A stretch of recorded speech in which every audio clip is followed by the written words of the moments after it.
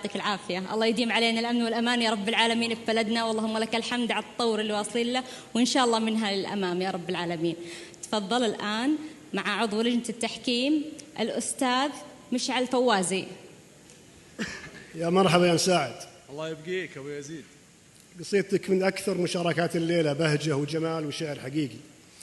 يعني قصيدة تحمل الكثير من الإدهاش عبر أفكار وصياغات إبداعية وقاموس ثري وفخم جدا. هذا القاموس يساعد على التسلطن والإبداع. يعني أبعدت لي أبعد الحدود في المطلع الفخم الذي حمل المتواليات جاءت بمكانها الصحيح. سجى الليل أي سكن، وانكف النهار، وبدأ الديجور. هذه التشبيهات تشير إلى مرحلة من التحولات اللي شهدها هذا الوطن قبل أن يقيض الله لها المؤسس عليه رحمة الله ورضوانه. هذا الديجور اللي سلط عليه الله معزي شعاع النور يزيح الحلاك اللي غزا كل معمورة. وبعدين تبدأ المتواليات التي تتحدث عن تحولات مصيرية في هذا الوطن على يد صقر الجزيرة رحمه الله.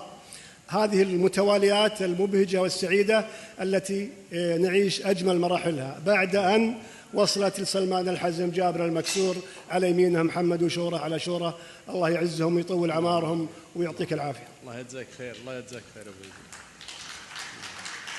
شكرا لك. شكرا لك. الآن مع الأستاذ نايف مطيري.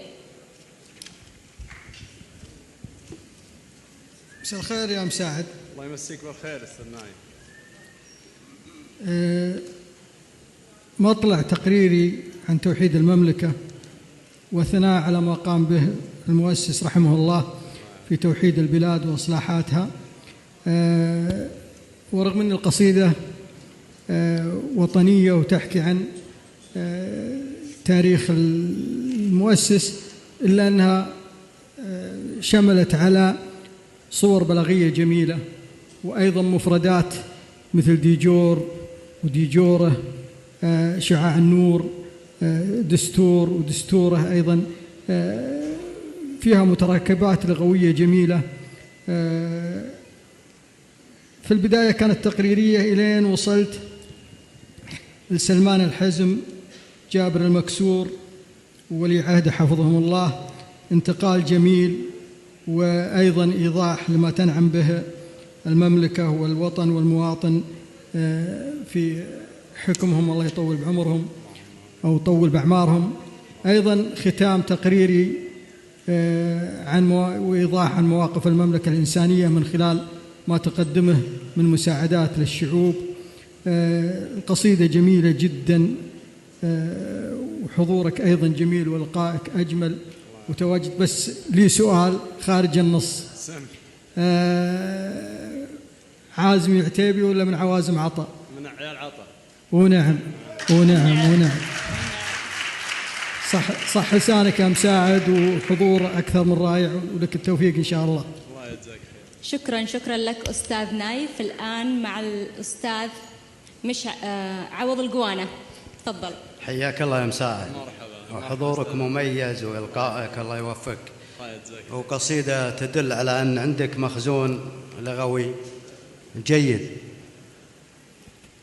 يعني أول بيت سجى الليل، والسجى هو السكون، هو الظلام والسكون. في صور بلاغية جميلة مثل جيد نجدي رص الدر والبلور. قصيدة تعزز الانتماء وحب الوطن، ويجب أن يكون حب الوطن وانتمائنا للوطن حاضر في شعرنا وفي شعر كل شاعر وفي كل منبر. قصيدة مباشرة ومميزة وموفق إن شاء الله يا مساعد. شكرا لك. شكرا لكم أعضاء لجنة التحكيم. شكرا لشاعرنا. الآن مع الشاعر عبد العزيز المرشدي.